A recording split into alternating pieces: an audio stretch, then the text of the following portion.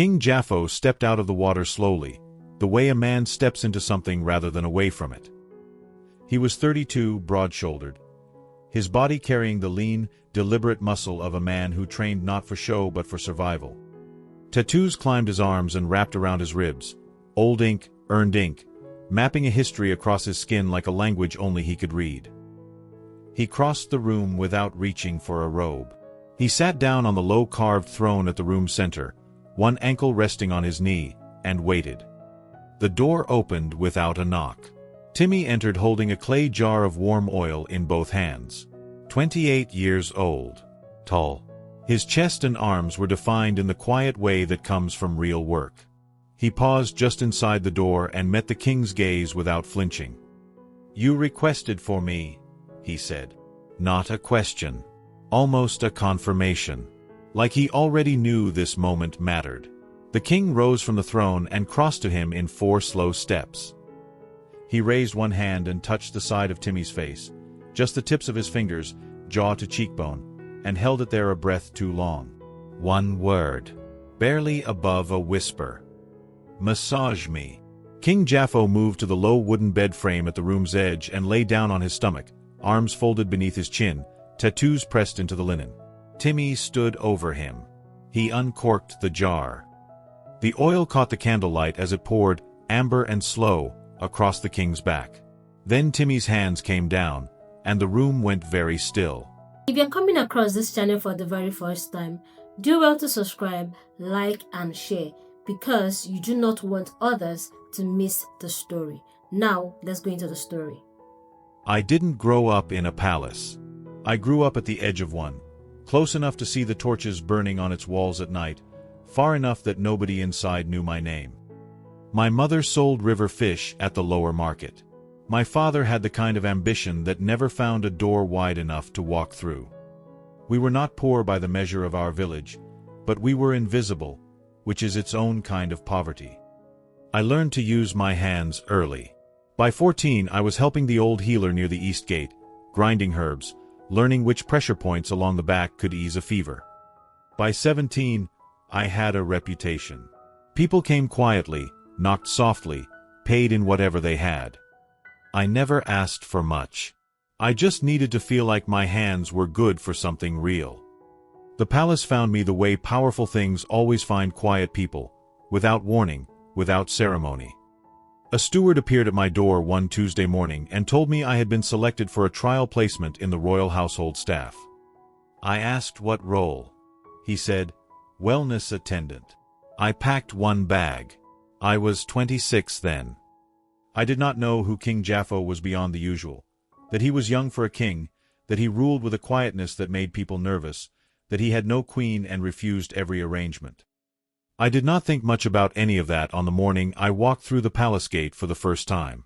I was focused on the smell of the place, stone and incense and old wood, and trying to remember how to breathe normally. That was 2 years ago. Everything that followed, I did not see coming. Not a single thing. Working inside the palace was nothing like I had imagined. It was quieter, more routine. I spent my first 3 months attending to the advisory council, older men with bad backs and worse tempers, and I kept my head down, did my work, and stayed out of conversations that had nothing to do with me. I saw the king for the first time from a distance. He was crossing the inner courtyard with 2 guards trailing behind him, and he walked like a man who had somewhere to be but was not in a hurry. He was tattooed. That surprised me. I had not expected that of a king. The ink on his forearms was dark and detailed, wrapping toward his shoulders in patterns I couldn't read from where I stood. He was wearing a simple linen shirt, no adornment, and somehow looked more regal than anyone I had ever seen. He did not notice me. Why would he? The second time I saw him was in the corridor outside the East Hall. We passed each other. He glanced at me, just once, just briefly, and his eyes were the kind of dark that you don't forget. I pressed myself against the wall to let him pass. He didn't break stride, but something in that single glance settled into me and stayed. A week later, the head steward told me I was being reassigned. New post. Private wellness attendant to the king himself. Personal sessions, inner chambers, complete discretion required. Does the king know who I am? I asked. The steward looked at me over his papers. He asked for you by description, he said. So yes. I went home that evening and sat very still for a long time. The prologue you already know. The candles, the bath, the throne, the oil, his one word. What you don't know is what happened inside my chest during those first 20 minutes. Terror is not the right word. Something sharper than nerves but quieter than fear. My hands poured the oil and found the muscles of his back, and I told myself, this is work. This is what your hands know. Trust them. His back was extraordinary. Not just the tattoos, though they mapped across his shoulder blades like a detailed atlas of somewhere I had never been, but the density of him. The tension held along his spine was old and deep, the kind that doesn't come from a bad night of sleep. It comes from years of carrying something heavy in silence. I worked slowly. The way I always do when I sense the real problem isn't the muscle. He didn't speak for the first 15 minutes. I didn't either. The candles breathed. The oil warmed between my palms. I found a knot below his left shoulder blade and pressed into it in small, patient circles. I felt him release a breath, long and low, the kind of exhale a person holds for months before they let it go. You're not nervous, he said. His voice was slightly muffled by the linen. I am, I said honestly. But my hands aren't. He was quiet a moment. Then, almost to himself, that's a useful distinction. We didn't speak again for another 10 minutes. And somehow, in that silence, something shifted between us. Nothing I could name. Nothing I should have let matter. But it did. It absolutely did. He requested me again 4 days later. And then again, 3 days after that. By the fourth visit, there was a rhythm to it. The same candles, the same oil, the same low wooden bed. But the silence between us had changed texture. It felt less like the absence of words and more like a conversation happening underneath them. He started asking me things. Small things at first. Where I was from. How long I had been in the palace. Whether I missed the river markets. I answered carefully, aware that every word I gave him was a kind of trust, and trust in a palace can be a dangerous currency. But he listened differently from anyone I had ever met. He didn't fill silences. He didn't redirect the conversation toward himself. He just waited, let you finish, and then responded with something that told you he had heard every syllable. On the fourth session, I pressed along the base of his neck, a point that, if held correctly, releases not just the muscle but the whole held breath quality of a person's day. He went completely still under my hands. Then he said, very quietly, I didn't know I was carrying that. Most people don't, I said. It hides in the places you can't see yourself. He turned his face slightly to look at me from the side. And you can see it? I didn't answer right away.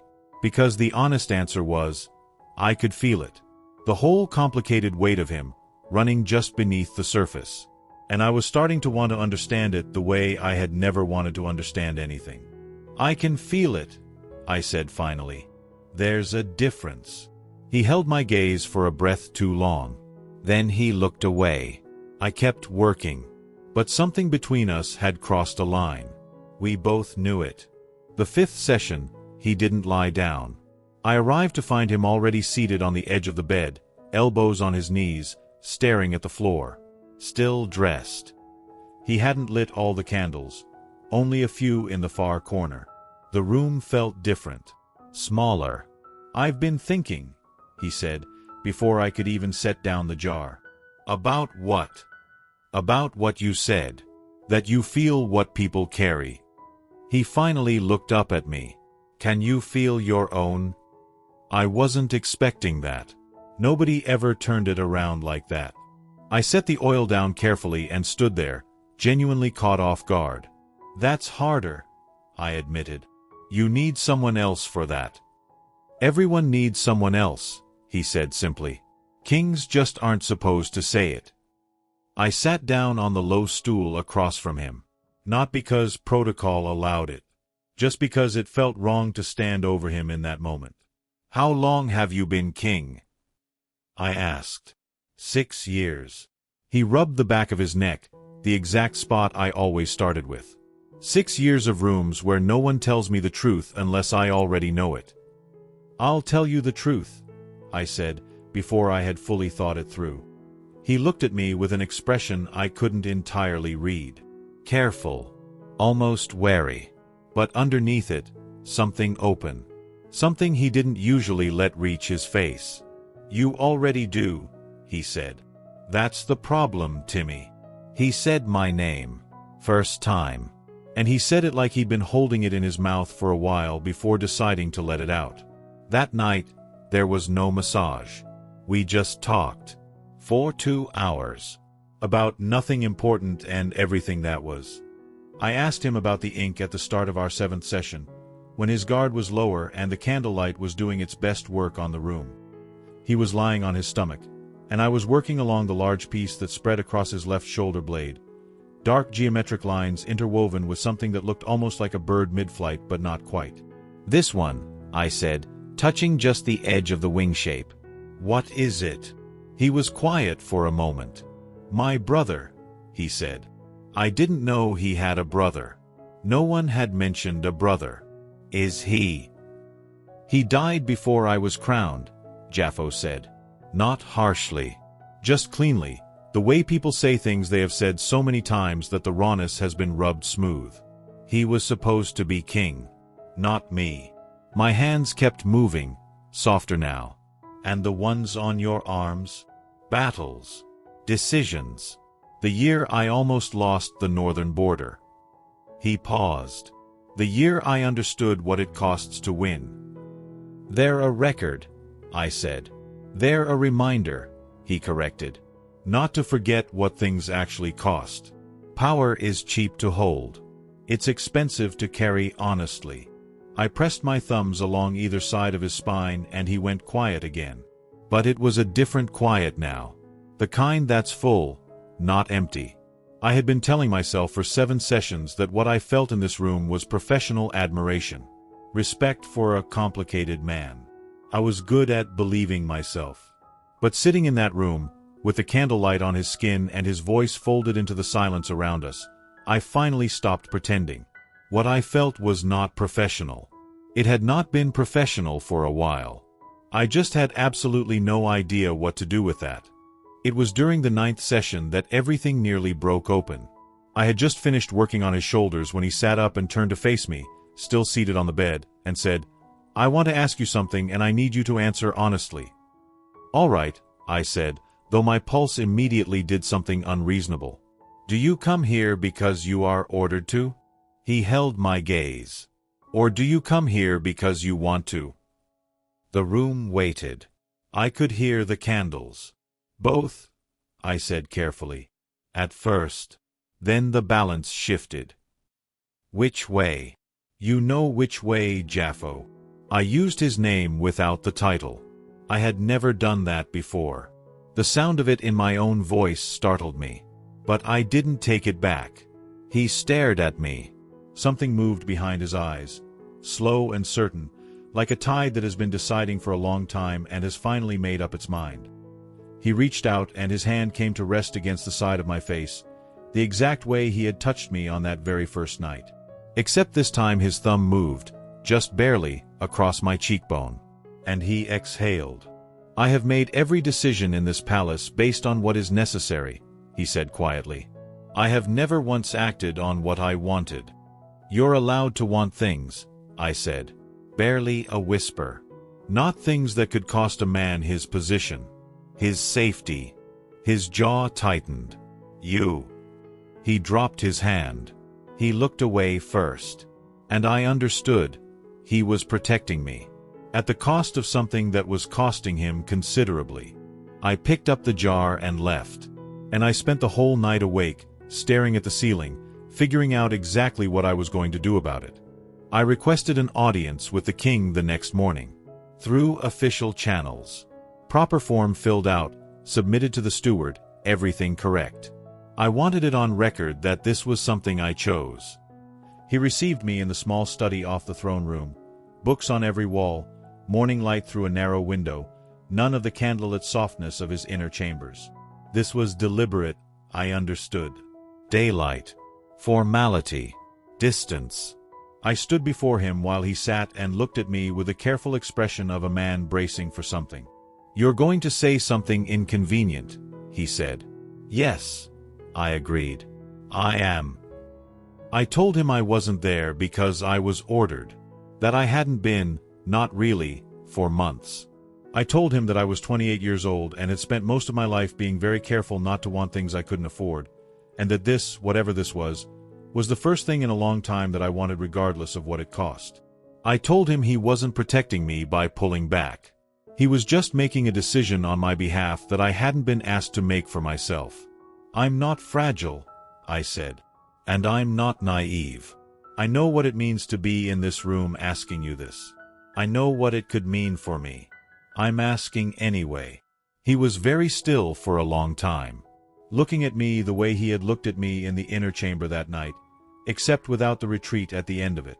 Then he stood up, walked to the door, and locked it. He crossed the room and took my face in both hands this time, warm, steady, real, and pressed his forehead against mine and just breathed. No performance. No ceremony. Just a king, finally, giving himself permission. "I've wanted to do this since the second session," he murmured. "I know," I said. He laughed, soft and low and completely unguarded. It was the most beautiful sound I had ever heard him make. "We were careful. I want to be clear about that. Not because we were ashamed. I don't think either of us had space for shame. We had too much else to carry. But because the palace had ears in every corridor, and Jafo had spent 6 years understanding what happened when private things became public before their time. So from the outside, nothing changed. I was still the wellness attendant. He was still the king. I arrived for sessions.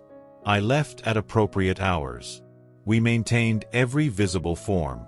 But inside those sessions, everything had changed. He spoke differently now. Not because he said more, but because he meant more when he said it. He asked about my mother. He remembered small things I mentioned and returned to them weeks later as though he had been thinking about them in between. He let himself be seen in the particular way you only let someone see you when you trust them with a version of yourself that has no performance left in it. One evening he was quieter than usual and I didn't push. I just worked. And at some point he said, still face down, voice low, "I think I'm happy. I don't know what to do with it." I smiled to myself. "Nothing," I said. "You don't do anything with it. You just let it be there." That sounds terrifyingly passive for a ruling monarch. "Happiness usually requires less effort than we think," I said. "We're mostly just in the way of it." He was quiet. Then, "You're going to ruin me, Timmy." "Probably," I agreed. He laughed again. That laugh. I had decided it was my favorite thing in the palace, including all its gold. I am writing this a year after that first night in the candlelit room. My life looks nothing like it did when I walked through the palace gate with one bag and no particular expectation of what came next. I don't live in the staff quarters anymore. That's all I'll say about that. People ask me, the few people who know any of this, whether I was afraid of how much it changed. Whether it was too fast, too much, too unlikely. I tell them the truth.